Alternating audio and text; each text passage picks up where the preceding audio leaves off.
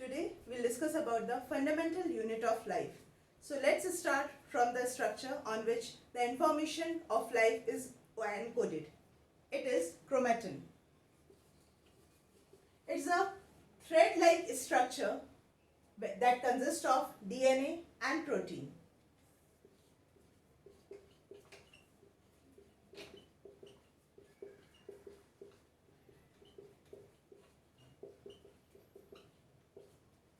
Now, this chromatin is present within a gel-like structure that is called as nucleoplasm. Within this nucleoplasm, ribosomes are also present.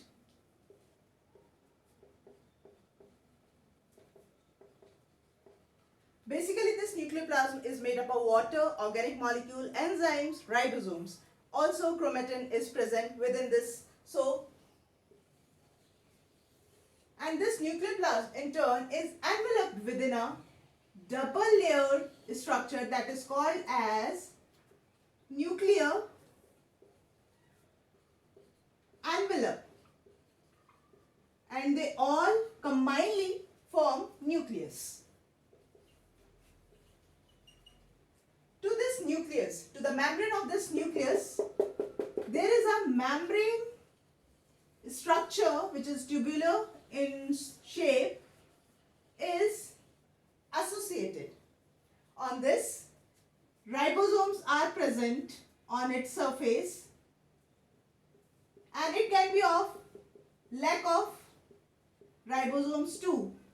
Since ribosomes gives it a rough appearance, so it is called as rough endoplasmic reticulum.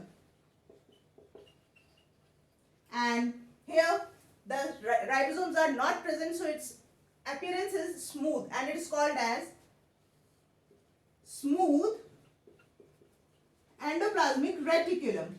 Now, rough endoplasmic reticulum is mainly associated with the protein synthesis and the protein modification, as ribosomes are present. And this thing you have to keep in your mind, that if ribosomes is present, that means protein synthesis must take place at that site, while smooth endoplasmic reticulum is mainly associated with the carbohydrate and lipid synthesis and their modification. So combinedly they form endoplasmic reticulum. Now, there is another membrane structure which is sac-like and is called as Golgi apparatus.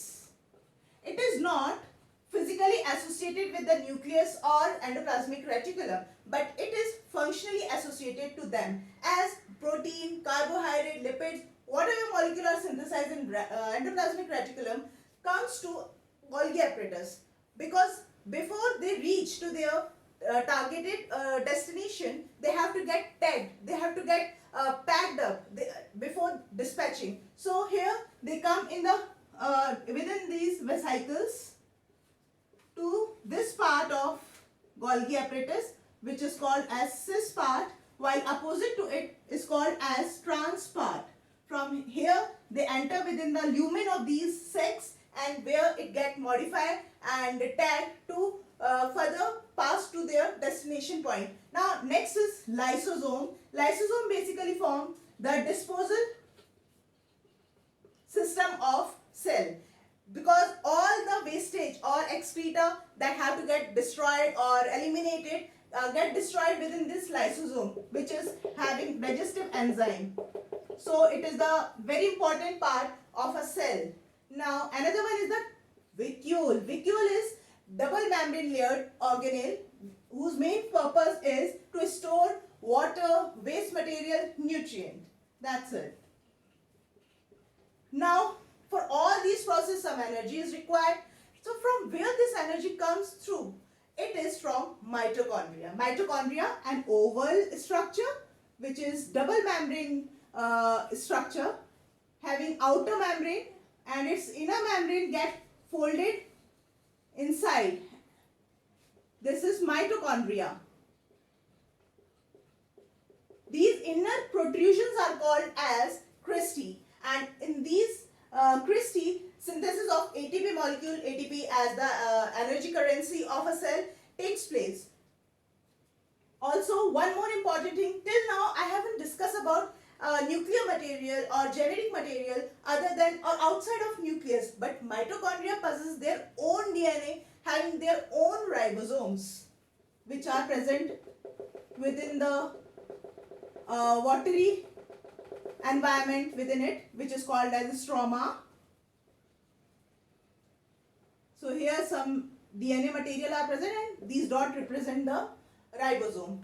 Now another one organelle is again disc-like, which is double membrane layer having sacs which are piled on each other and like a stack of coin. It is called as thylakoid, and this organelle is called as plastid. These thylakoid membrane have chlorophyll, which is an important essential pigment for the synthesis of carbohydrate via photosynthesis. Since photosynthesis I am saying, so it is related to plants. So plastid is mainly present in plants, but if we talk about animal cell lack this organelle, that is known as plastid or chloroplast. Now within in these all organelle are present in a gel-like structure which is called as cytoplasm,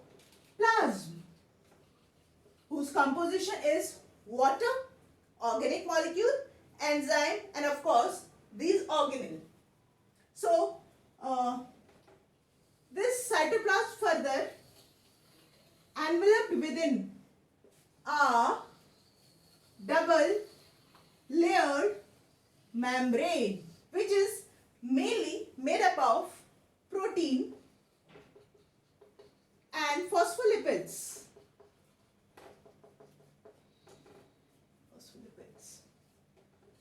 So this is all about a eukaryotic plant cell. If we talk about animal cell, as I have already discussed, this plastid is not present. But if the cell is plant, plastid is present. As we have seen, genetic information transfer, genetic information storage, synthesis of protein, carbohydrate, destruction, storage, and ATP synthesis in plastid, synthesis of food. All things takes place within a small cell. That's why this cell is called as fundamental unit of life, because combinedly different cells make a organ, make a tissue, and these tissue combinedly form organ form organ system, and organ system form a complete human being. So that's why this cell is called as fundamental unit of life. This is all about the eukaryotic cell. If we talk about a prokaryotic cell, then the membrane bound, any structure that is membrane bound other than the cell itself is totally absent. It consists only and only chromatin, cytoplasm, ribosome, enzyme, and this membrane. Also outside this membrane, a cell wall made up of peptidoglycan is present that provide it rigidity. Similar kind of cell wall structure is present in plant cell, which is made up of cellulose. So this is all about the fundamental unit of life. Thank you.